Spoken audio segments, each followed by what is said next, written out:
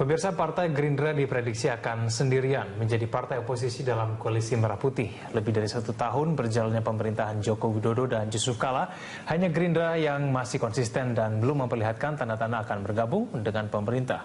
Terakhir, Partai Golkar hasil Munas Bali yang dipimpin Abu Rizal Bakri mempertimbangkan opsi untuk bergabung ke pemerintahan. Lalu benarkah dengan demikian nasib koalisi Merah Putih kini ada di ujung tanduk? Untuk mengupas hal tersebut sudah hadir di studio kami. Di Berita 1 ada pakar komunikasi politik Mas Gun-Gun Herianto, dan kami juga akan mengundang Anda untuk ikut memberikan pendapat atau opini melalui SMS 0811-833-5551 atau melalui pesawat telepon di nomor 021-52900-308 atau 021-52900-311. Ya, kita langsung mulai dialog kita. Selamat pagi Mas Gun-Gun. Selamat pagi Mas Egan. Ya, kalau kita cermati ini KMP ini kok kelihatannya bubar. Satu persatu itu mulai menyatakan dukungannya untuk masuk ke pemerintahan gitu ya. Ini kalau menurut Anda alasannya kenapa, Mas? Alasannya karena KMP sudah kehilangan isu bersama. Yang biasanya itu menjadi pengikat partai-partai berada dalam koalisi di luar pemerintahan.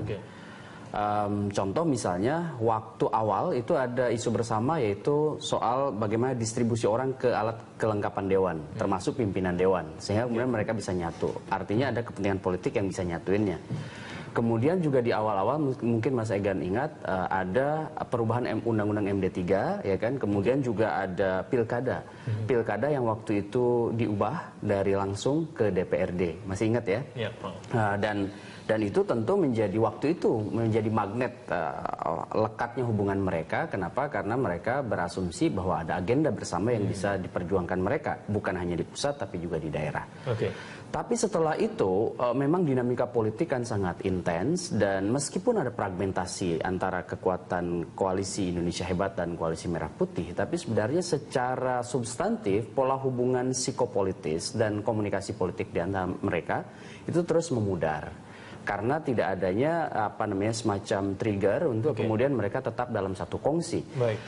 Terlebih ketika misalnya mulai partai-partai mencari posisi aman bagi mereka masing-masing. Contohnya adalah Partai Amanat Nasional yang 4 bulan lalu kurang lebih itu kemudian mendeklarasikan di istana dukungan mereka pada pemerintahan Pak Jokowi. Kemudian di penghujung 2015 PKS dan di awal 2015 Partai Golkar yang mempertimbangkan opsi untuk bergabung. Baik, Mas Gun, kita cermati dulu ada grafis yang kita tampilkan ini. Kita lihat bersama, ini adalah berkaitan dengan 3 alasan KMP bisa bubar ya. Ini diolah dari berbagai sumber. 1, KMP sebagai koalisi oposisi tidak memiliki perbedaan ideologis yang tegas dengan koalisi pemerintahan. Ini adalah alasan yang pertama. Dan kemudian yang kedua kita lihat, KMP tidak memiliki perbedaan orientasi kebijakan yang tegas dengan koalisi yang ada di pemerintahan. Ini juga disampaikan tadi Mas Gun tadi ya.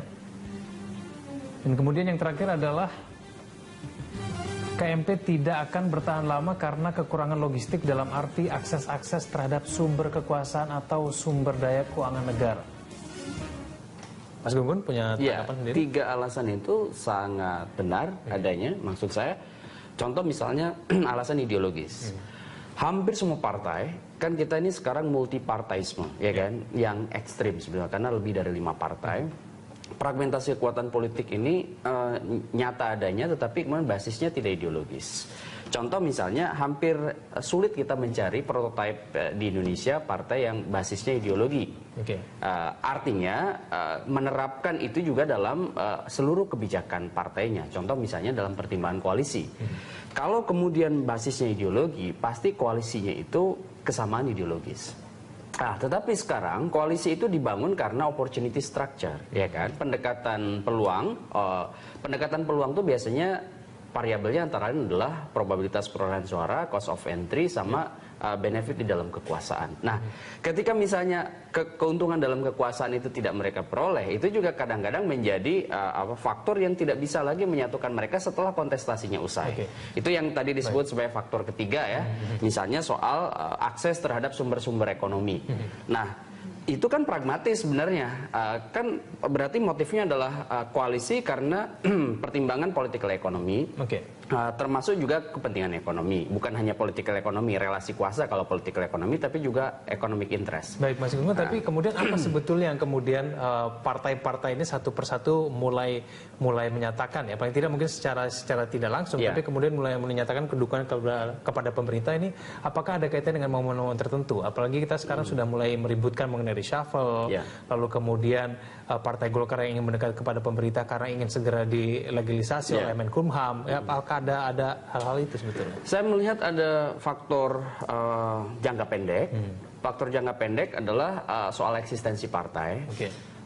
Ini selain faktor ekonomi yang saya sebut tadi adalah soal aspek legal. Kan beberapa partai terlibat dalam konflik internal seperti P3 dan Partai Golkar. P3 lebih dulu merapat ke pemerintah, terutama kubunya Romi.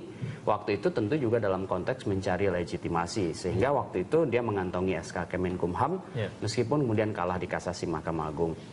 Kemudian kubunya Abu Rizal Bakri, saya yakinnya ini ada proses kepentingan ekonomi dan juga tentu kepentingan politik dalam konteks pencarian legitimasi ketika ada multi interpretasi atas sejumlah bacaan orang terkait dengan legitimasi Partai Golkar. Contoh misalnya setelah kasasi MA selesai waktu itu, kemudian diharapkan tentu oleh internal Partai Golkar urusan di Golkar selesai, tapi ternyata ini bahkan menjadi titik kulminasi dari sebuah proses politik yang sampai sekarang ini belum terurai.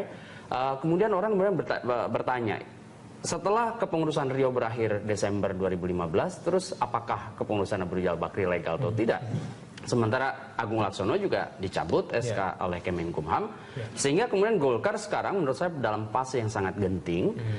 Kenapa? Karena selain polarisasi, bukan hanya dua kubu Agung dan Abu Rizal Bakri, tapi second layernya juga berkonflik. Contoh misalnya orang yang tadinya di kubu Agung juga pecah, yang tadinya di kubu Abu Rizal Bakri juga pecah. Jadi pertarungannya menjadi multipolar.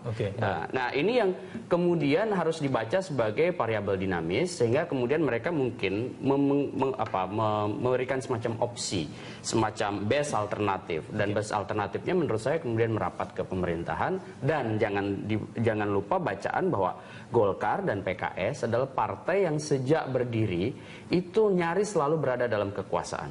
Golkar sejak Soeharto, kemudian pasca reformasi selalu berada dalam kekuasaan, pun demikian PKS. Baik Mas Gunggun, kita lanjutkan lagi dulu kita di segmen selanjutnya. Pemirsa tetaplah bersama kami di Jurnal Pagi.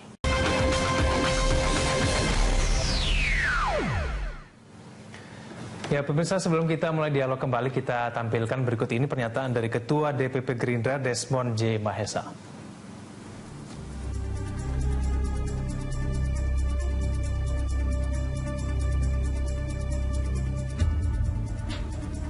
Ya, inilah pernyataan yang disampaikan oleh Ketua DPP Gerindra berkaitan dengan kondisi KMP saat ini. Kan adanya KMP karena Jokowi tidak mengakomodir pendukung Prabowo, tapi sekarang kan mengakomodir. Bagi partai-partai pragmatis pasti merapat ke sana.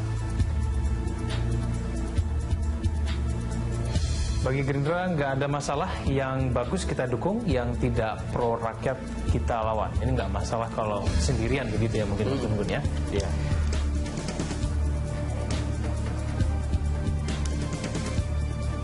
Ya, kemudian kita akan tanyakan langsung kepada Ketua DPP Gerindra yang sudah bergabung melalui sambungan telepon. Ada Bapak Iwan Sumule. Pak Iwan, selamat pagi. Selamat pagi, Mas Eko. Baik, Pak Iwan, kalau kita cermati kondisi sekarang tampaknya Gerindra menjadi partai oposisi sendirian, bahkan sendirian juga di KMP. Tanggapan Anda, Pak Iwan? Saya melihat bahwa judul dialog kita pagi ini juga agak, menurut saya, terlalu dramatis sekali. Artinya bahwa dengan judul nasib KMP di ujung tanduk, menurut saya itu tidak benar gitu loh. Tapi kalau cermati Partai Golkar sudah karena menurut saya KMP itu baik-baik saja, karena beberapa pertemuan-pertemuan rutin dalam menjalin silaturahmi dan membahas isu-isu strategis itu tetap dilakukan oleh KMP. Jadi saya berpikir bahwa sebenarnya ada kekuatan-kekuatan tertentu. Bahkan saya juga menduga bahwa pemerintah juga yang sebenarnya menginginkan KMP ini bubar. Itu yang menjadi pertanyaan. Kenapa ada kelompok-kelompok tertentu bahkan pemerintah itu menginginkan KMP bubar. Kita melihat bahwa kegaduhan-kegaduhan juga yang dilakukan, yang terjadi hari ini itu dilakukan bukan oleh KMP, tapi dilakukan oleh kelompok-kelompok di luar KMP, bahkan pemerintah sendiri, kelompok pemerintah sendiri yang kemudian membuat kegaduhan. Jadi saya berpikir bahwa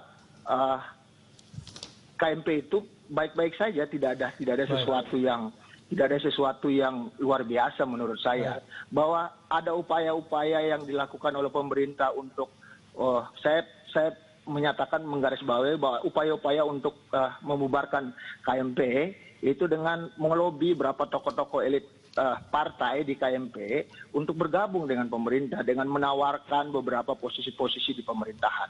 Nah, ini yang menurut saya yang upaya-upaya yang coba dilakukan oleh pemerintah untuk membubarkan KMP. Baik. Nah, termasuk dengan bagaimana keputusan peradilan yang tidak tegas posisi Golkar dan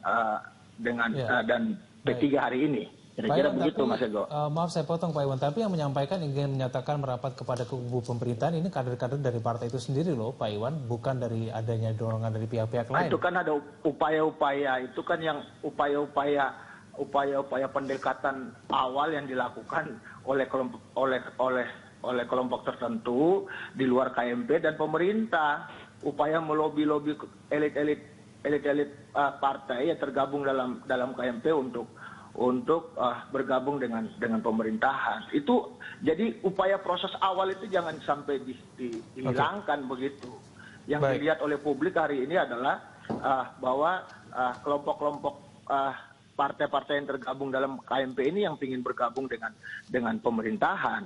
Nah, ini yang harus dilihat gitu loh. Pak Iwan, berarti kalau menurut kacamata dari Gerindra ini Partai Golkar, lalu kemudian P3, PKS ini masih dalam KMP begitu? Belum ada yang keluar begitu? Ya belum ada, menurut saya tidak ada, dan KMP itu baik-baik saja. Ini ada upaya-upaya yang sangat luar biasa ingin membubarkan KMP, ini yang menjadi pertanyaan seharusnya. Ya, begitu. Dan juga media-media, bahkan saya menduga juga bahwa dengan judul nasib KMP di ujung tanduk, ini salah satu media yang juga maksud saya ya mohon maaf ini bahwa dengan mengangkat topik seperti ini artinya juga Berita Satu juga ikut mendorong KMP ini bubar gitu loh. Padahal KMP baik-baik saja menurut saya ya. Oke, baik. Saya ke Mas Gun-Gun. Mas Gun, kalau dicermatikan ini apakah betul KMP baik-baik saja, sebetulnya tidak ada permasalahan? Paling tidak kan kita sudah lihat sendiri ya bahwa sebetulnya dari anggota DPD Golkar sudah menyatakan ingin bergabung ke pemerintahan. PKS meskipun mungkin kalau menurut Pak Iwan tadi ini sebenarnya pihak-pihak yang tertentu yang ingin membubarkan KMP, bukan? Jadi begini, ini sebenarnya kita harus membaca secara objektif fakta politik. Jadi yang kemudian bukan interpretasi banyak orang, bahwa fakta politiknya partai-partai yang sekarang di KMP itu sudah mulai melakukan proses komunikasi politik yang intens itu dengan pemerintah, dalam konteks ini di bawah kepemimpinan Pak Jokowi. Dan sebenarnya KMP tidak perlu dibubarkan, karena kan ini hanya semacam koalisi strategis pada saat Pilpres, ya kan? Nah, kemudian apakah KMP ini membangun semacam koalisi permanen? Kan waktu deklarasi setelah Pilpres itu kan KMP kemudian mendeklarasikan koalisi permanen. Tetapi dalam konteks perpaduan presidensial multiparteisme itu nyaris tidak ada prototipe koalisi permanen, ya. Kecuali kalau misalnya seperti Amerika, karena dua partai yang sama-sama kuat, Republik dan Demokrat, sehingga tradisi ruling party dan oposisinya terbangun dengan kuat. Nah, kalau dalam konteks, kalau baca bukunya Juan Lins misalnya soal banyaknya penganut sistem presidensial, negara yang menganut sistem presidensial mengalami deadlock, gagal, karena tidak adanya proses komunikasi yang intens, sehingga kemudian presidensial itu tidak cocok dengan multiparteisme. Nah, sekarang pertanyaannya, apakah KMP ini baik-baik saja? Menurut saya tidak efektif lagi, artinya tidak baik-baik lagi. Kenapa? Karena prosesnya tidak lagi kemudian bukan semata kohesi politik ya, tapi soal orientasi ke depan. Misalnya menjadi kekuatan pengontrol yang efektif. Sebenarnya saya sendiri secara ilmiah mengatakan bahwa interaksi politik itu akan selalu berjalan 4 kan, pakai tesisnya Levitsky itu ya. Pertama itu melengkapi, kemudian yang kedua mengakomodasi, kemudian menyaingi dan menggantikan. Proses 4 ini alamiah aja dalam proses politik. Jadi ketika tadi misalnya Gerindra mengatakan ini ada pihak-pihak lain yang kemudian sebenarnya tidak usah kemudian tendensius seperti itu. Kenapa? Karena yang paling penting sebenarnya adalah membangun jejaring komunikasi politik di posisi politiknya masing-masing. Kalau kemudian Gerindra mampu memotori koalisi di luar pemerintahan yang efektif dan punya agenda bersama, apalagi basisnya misalnya ideologis, itu kan akan kuat dengan sendirinya. Bahkan saya sebenarnya mengharapkan partai-partai di luar kekuasaan itu posisi politiknya ajak sehingga kemudian sama-sama membangun tradisi demokrasi yang kuat. Gitu. Baik, saya kembali kepada Pak Iwan. Pak Iwan, lalu kemudian komunikasi politik yang selama ini dilakukan oleh Gerindra dengan sesama partai di KMP seperti apa sih Pak Iwan?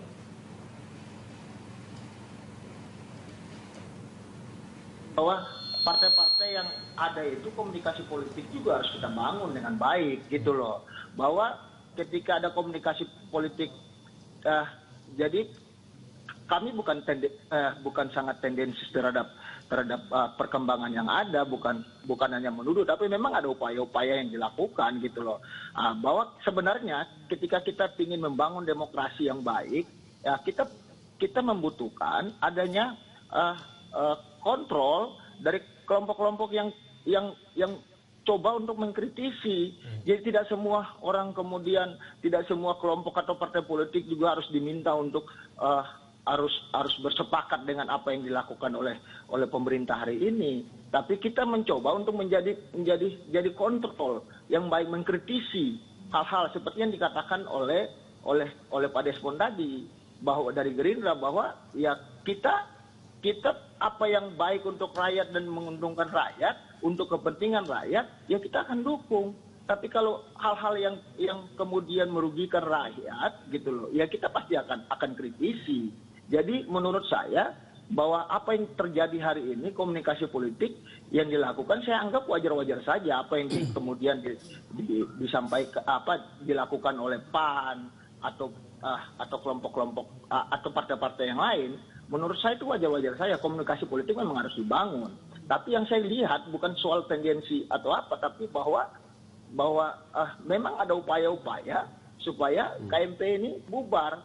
Ya menurut saya KMP dari awal sudah menyatakan dengan tegas bahwa ingin menjadi kelompok yang mengkritisi, penyeimbang untuk membangun demokratisasi yang baik yang sedang kita lakukan hari ini. Itu sebenarnya tujuan yang ingin kita lakukan dari pihak KMP gitu. Baik, Pak Iwan Sumule, terima kasih telah bergabung bersama kami melalui sambungan telepon, Pak. Selamat pagi. Dan Pak Sumule, kita akan kemudian lanjutkan lagi dialog kita di segmen selanjutnya. Kami akan segera kembali.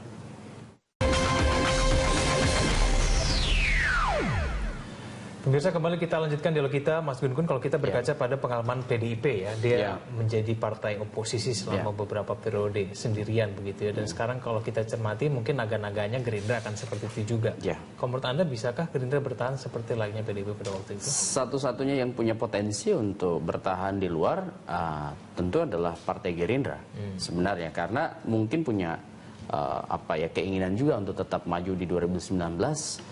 Dan kalau Prabowo masih maju di 2019, kan lucu aja kalau kemudian dia menjadi bagian dari pemerintahan Jokowi sekarang.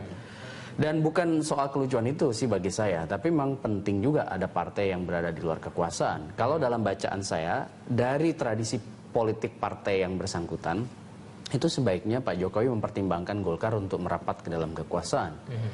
Karena ingat misalnya 2 periode pemerintahan Pak SBY, Golkar masuk, PKS pun masuk gitu ya di dalam koalisi besar pendukung pemerintah, tapi ternyata juga tidak efektif. Contohnya misalnya dalam kebijakan BBM, kemudian dalam beberapa kebijakan strategis SBY lainnya, itu Golkar contoh misalnya dalam Senturi, itu kan berbeda dengan pemerintah. Artinya apa Mas Egan? Ini kita bicara soal historisitas berjenjang partai yang bersangkutan. Toh kalaupun misalnya Pak Jokowi hanya ngambil PAN dan tentu kekuatan koalisi Indonesia Hebat sebelumnya juga solid, sebenarnya dia di atas kertas kalau voting itu dia sudah dia menang. Okay. Hanya masalahnya kalau kemudian sekarang mengakomodir juga PKS, mengakomodir Golkar, ini menurut saya mengalami obesitas ya. Jadi ini efektif itu nanti. Ya. Ada semacam asumsi bahwa koalisi besar partai politik itu akan menciptakan titik keseimbangan politik. Tapi dalam beberapa hal, coba Mas Egan review lagi 2 periode pemerintahan SBY. Justru itu juga menjadi alat sandera tersendiri karena terlalu banyaknya investor politik di dalam pemerintahan yang menyebabkan kemudian harus bagi-bagi kekuasaan kepada banyak partai. Akibatnya apa? Ya, titik keseimbangan itu berubah menjadi zona nyaman. Dan zona nyaman kemudian akan melahirkan diskrepansi politik dengan publik ya, karena si pemimpin ini akan lebih banyak melakukan politik akomodasi pada elit. Nah, saya sih berharap sebenarnya koalisi Indonesia Hebat sekarang kemudian plus PAN dan itu tidak lagi mengakomodir Partai Golkar dan PKS, biar Golkar, PKS dan Gerindra itu juga menjadi kekuatan yang sama pentingnya di luar kekuasaan. Dan itu juga pentradisian bagus bagi Partai Golkar karena selama ini Golkar tidak pernah punya pengalaman di luar kekuasaan. Dia punya nggak daya tahan kalau berada di luar kekuasaan di tengah konflik yang mendera seperti sekarang dan oligarki partai karena prototipe partai yang berubah dari kolegial itu menjadi sangat personal sentris di Pak ARB. Nah, dia punya nggak kemampuan bertahan sebagai institusi partai modern di tengah konflik dan dia posisinya berada di luar kekuasaan. Nah, kalau dia bisa lulus, itu menurut saya adalah ujian paling bagus bagi Partai Golkar selama sejarah Republik ini. Tapi kalau berkaca pada sekarang tampaknya Golkar tidak bertahan lama. Ya, karena itu tadi saya melihat motif ekonomi dan motif kekuasaannya sangat dominan sehingga kemudian cara pragmatis dipakai. Ya oke, dia membangun komunikasi untuk mengambil opsi berada di dalam kekuasaan. Dan ini memang tradisi Golkar. Dan kalau sudah masuk, Golkar akan sangat dominan memerankan peran-peran. Terlebih kemudian jejaring Partai Golkar ini sebenarnya sangat fleksibel, banyak sekali jaringan komunikasi karena alumni Partai Golkar tersebar di banyak partai begitu. Dan ini juga menurut saya akan jadi beban tersendiri dalam proses kepemimpinan Jokowi sebagai pengambil resiko. Gitu. Mas Gun, tapi tidak bisakah kalau Presiden Jokowi ini kemudian bisa memanfaatkan Golkar kemudian untuk bisa membuat kebijakannya efektif? Karena kan kita tahu bahwa sebetulnya kadang-kadang PDIP itu terlihat lebih oposisi dibandingkan dengan Partai Gerindra, padahal itu udah satu partai sebetulnya. Itu bagaimana? Iya, sebenarnya begini, saya mengatakan bahwa skema pola hubungan politik dalam konteks Indonesia itu sejarahnya adalah pola asimetris kan, sehingga sebenarnya tidak terlalu jelas juga ketika orang berada dalam kekuasaan itu benar-benar all out mendukung pemimpinnya. Setengah-setengah ya? Tetapi kemudian saya melihat posisi sekarang sudah cukup memadai bagi Jokowi meskipun tentu harus ada jaringan kekuatan lain di luar partai untuk menjadi semacam dukungan pada Jokowi. Contohnya adalah public trust. Dia mengakomodir banyak partai pun kalau public trustnya rendah. Contoh misalnya dia tidak bisa mengoptimalkan 2059 triliun postur anggaran APBN 2016 untuk kemudian program-program yang populis. Maka dia bisa aja seperti kemudian terdegradasinya Thaksin di Thailand. Ya, kenapa? Karena saya bilang begini. Pak Jokowi lahir dari satu tradisi pemilihan karena dia dianggap sebagai sosok populis. Setelah kemudian dia memimpin sekarang, dia tentu diharapkan punya policy-policy yang populis juga. Artinya banyak redistribusi kemakmuran dan kesejahteraan yang dirasakan kemanfaatannya untuk orang banyak, terutama di level masyarakat bawah. Nah, kalau kemudian terus bermain di level elit untuk mencari titik keseimbangan politik dan menciptakan zona nyaman kekuasaan, apa bedanya dengan Pak SBY?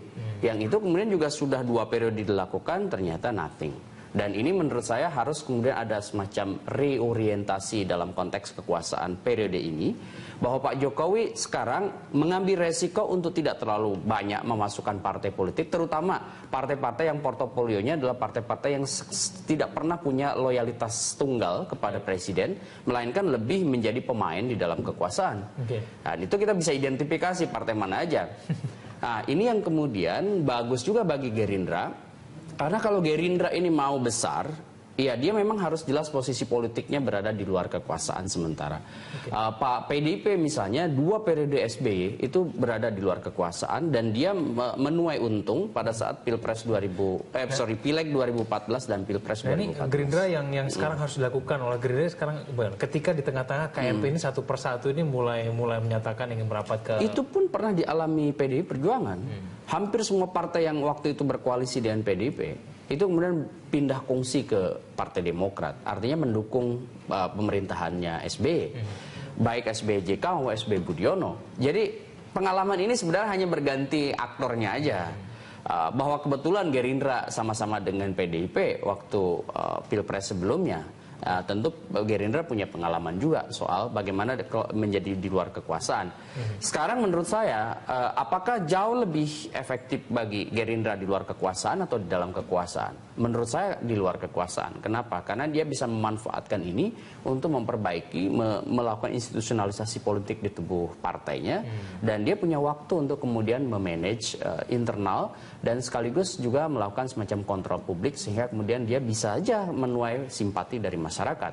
Hanya masalahnya sekarang adalah apakah Golkar dan PKS mau melakukan hal yang sama atau sebenarnya pola-pola pragmatis itu yang berbasis konsensus itu yang kemudian dilakukan. Nah, Mas Egan, simpulannya bahwa posisi KMP ini sebenarnya sudah tiada. KMP sudah tiada. Jadi proses-proses pola hubungan politik ditentukan oleh isu dinamis. Dan kemudian bagaimana dia mempertahankan eksistensi dan akses kepentingan politik mereka masing-masing. Sehingga apakah akomodasi akan dilakukan oleh Jokowi, itu aja. Pak Jokowi bukan karakteristik pemimpin yang menurut saya polanya dominatif, melainkan pola kolaboratif atau pola akomodatif. Kalau kolaborasinya tidak harus selalu masuk dan minta jatah menteri, itu it's okay. Jadi Jokowi bisa melakukan itu. Tapi kalau pola-pola kolaboratifnya itu lebih mengarah ke akomodatif, yang kemudian harus minta jatah misalnya seperti PAN 2 menteri, Golkar minta berapa menteri lagi, maka kemudian kementerian yang tadinya meritokrasi atau berorientasi pada zakon kabinet itu hanya akan mimpi begitu. Baik, Mas Gun, kalau Anda membaca mengenai peta politik ke depan, ini nanti akan seperti apa? Apakah Golkar ini akan masuk di pimpinan atau seperti apa? Di 2016 ini kan awal tahun sudah dimulai dari polemik soal pilihan pimpinan Dewan, lebih tepatnya lagi Ketua DPR yang kemarin ditinggalkan Setia Novanto dan sekarang didorong ikonnya Ade Komarudin. Tapi ingat di internal tentu jadi turbulensi ini. Faksi-faksi yang di situ kemudian bertarung lagi sehingga kemudian Golkar akan munaslup atau tidak akan munas atau tidak, kan ini kan menjadi suatu pilihan untuk islah mereka. Artinya apa? Ada keterancaman juga posisi alat kelengkapan Dewan di DPR karena konflik internal, misalnya seperti Bambang Susatyo mau digeser gitu, Nur Supit mau digeser oleh Kahar Muzakir kan, kemudian Setia Novanto juga belum tentu ya kan bisa dengan nyaman melenggang menjadi ketua fraksi meskipun dia sudah mengangkat dirinya sendiri begitu. Jadi ini suatu hal yang menurut saya harus dibaca sebagai variabel dinamis bahwa Golkar ini memang sudah sangat berada di posisi dalam sejarah partai Golkar sejak Soeharto sampai sekarang ini menurut saya konflik terparah. Tapi bukan tidak mungkin kalau nanti partai-partai yang menyatakan ingin merapat ke pemerintah suatu saat mereka juga akan kembali lagi ke KMP, itu bukan tidak mungkin ya? Menurut saya gini, jadi bukan kembali ke KMP, kita nggak usah lagi bicara entitas KMP karena sebenarnya sudah tidak menarik lagi karena tidak akan efektif lagi sebenarnya KMP itu. Hanya sekarang apakah Golkar ini akan loyal kalau dia berada dalam kekuasaan terhadap Jokowi atau dia double standar seperti di eranya Pak SBY begitu. Ingat Golkar itu adalah partai berpengalaman dalam birokrasi dan dia ketika masuk itu dia biasanya all out. Justru sekarang ini konflik begitu banyak itu karena memang Golkar biasa dalam tradisi berada dalam kekuasaan gitu, sehingga kemudian mereka nyaman dengan segala macam fasilitas, akses dan segala macamnya itu. Yang ini harus dibaca juga sebagai variabel penting dalam membaca eksistensi Partai Golkar. Bahwa Golkar kontribusinya pada Republik ini sudah banyak, ya, tetapi juga proses permainan politik Golkar yang sangat dominan di beragam rezim itu juga iya. Sehingga kemudian ini yang disebut dengan ya tidak ada makan siang yang gratis. Ketika Golkar kemudian sekarang ingin merapat, tentu dia juga akan meminta sesuatu. Meminta sesuatu ini yang harus kemudian ditanggapi secara hati-hati oleh Jokowi. Nah, itu Presiden Jokowi ini terakhir ya, Mas Gun, singkat saja. Kalau Presiden Jokowi, kalau Anda melihatnya, mampukah dia kemudian ketika nanti ada begitu banyak partai masuk ke dalam pemerintah, mampukah dia bisa mengeluarkan kebijakan yang efektif paling tidak tersandra oleh partai-partai itu? Saya melihat kalau koalisi besarnya tidak dibatasin, sekarang kan sudah sebenarnya memadai. Tapi kalau kemudian terus menambah sehingga menyisakan satu saja misalnya Gerindra, itu akan jadi labirin lagi. Baik. Nah, gitu. Oke, baik Mas Gun, terima kasih telah hadir bersama kami. Selamat pagi Mas Gun.